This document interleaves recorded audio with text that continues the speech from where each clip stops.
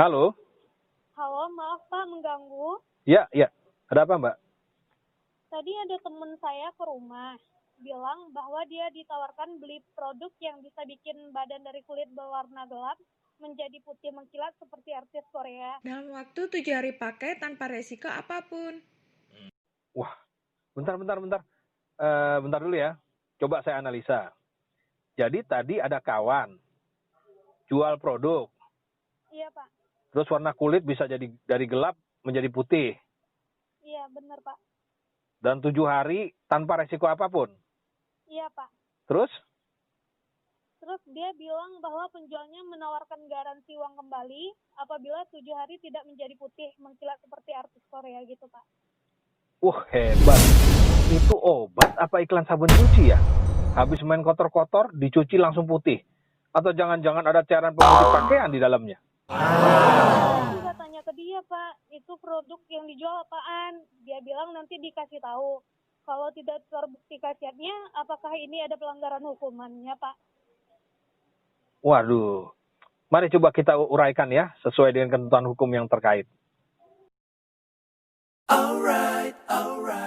Halo kawan, menurut Kamus Besar Bahasa Indonesia Online, salah satu definisi promosi dan iklan memiliki pengertian yang sama, yaitu kegiatan komunikasi untuk meningkatkan volume penjualan dengan pameran, periklanan, demonstrasi, dan usaha lain yang bersifat persuasif.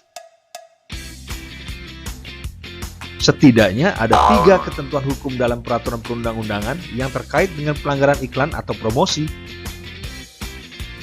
1. Pasal 10 Undang-Undang Nomor 8 Tahun 1999 tentang Perlindungan Konsumen. 2. Pasal 372 Kitab Undang-Undang Hukum Pidana. 3. Pasal 28 Jungto Pasal 45A Undang-Undang Nomor 11 Tahun 2008 sebagaimana telah diubah oleh Undang-Undang Nomor 19 Tahun 2016 tentang Informasi dan Transaksi Elektronik.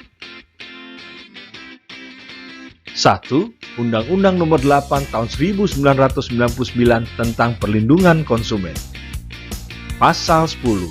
Pelaku usaha dalam menawarkan barang dan atau jasa yang ditujukan untuk diperdagangkan dilarang menawarkan, mempromosikan, mengiklankan, atau membuat pernyataan yang tidak benar atau menyesatkan mengenai A. Harga atau tarif suatu barang dan atau jasa, B. Kegunaan suatu barang dan atau jasa, C. Kondisi, tanggungan, jaminan, hak atau ganti rugi atas suatu barang dan atau jasa, D. Tawaran potongan harga atau hadiah menarik yang ditawarkan, E. Bahaya penggunaan barang dan atau jasa. Ancaman hukumannya tidak main-main loh kawan. Menurut undang-undang ini, pelanggaran terhadap pasal 10 Undang-Undang Nomor 8 Tahun 1999 diancam dengan pidana penjara paling lama 5 tahun atau pidana denda paling banyak 2 miliar rupiah. 2. Kitab Undang-Undang Hukum Pidana. Menurut pasal 378 dinyatakan bahwa barang siapa dengan maksud untuk menguntungkan diri sendiri atau orang lain secara melawan hukum dengan menggunakan nama palsu atau martabat palsu, dengan tipu muslihat ataupun rangkaian kebohongan, menggerakkan orang lain untuk menyerahkan barang sesuatu kepadanya atau supaya memberi utang maupun menghapuskan piutang, diancam karena penipuan dengan pidana penjara paling lama 4 tahun. 3. Apabila promosi atau iklan yang tidak benar tersebut disebarkan melalui sosial media atau media elektronik lainnya, maka diatur menurut Undang-Undang Nomor 11 Tahun 2008 sebagaimana diubah oleh Undang-Undang Nomor 19 Tahun 2016 tentang Informasi dan Transaksi Elektronik yang mengatur sebagai berikut. Pasal 28 ayat 1, setiap orang dengan sengaja dan tanpa hak menyebarkan berita bohong dan menyesatkan yang mengakibatkan kerugian konsumen dalam transaksi elektronik, diatur sanksi pidananya dalam pasal 45A ayat 1.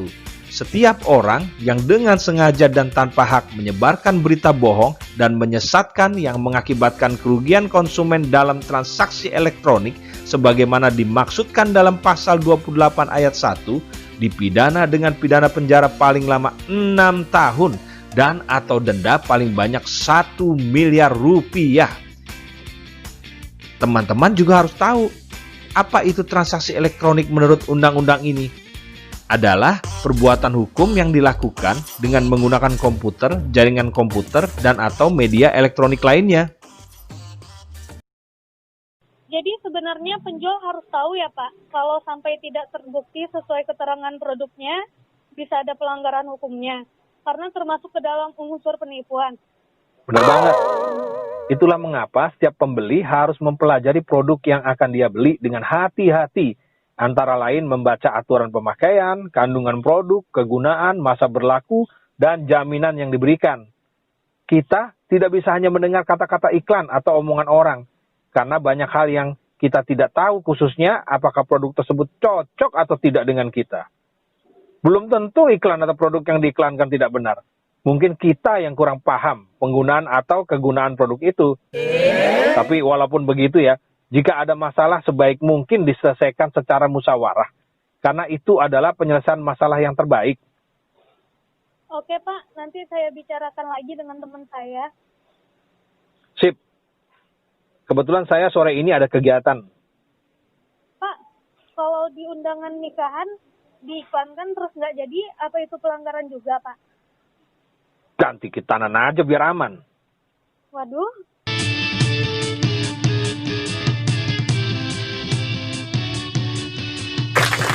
Terima kasih atas perhatiannya. Silahkan klik tombol subscribe dan like di bawah video ini. Kami akan terus memberikan konten menarik dan informatif. Tonton terus video kami untuk menambah informasi dan pemahaman. Salam sehat, sukses, dan sejahtera. Yesus peduli.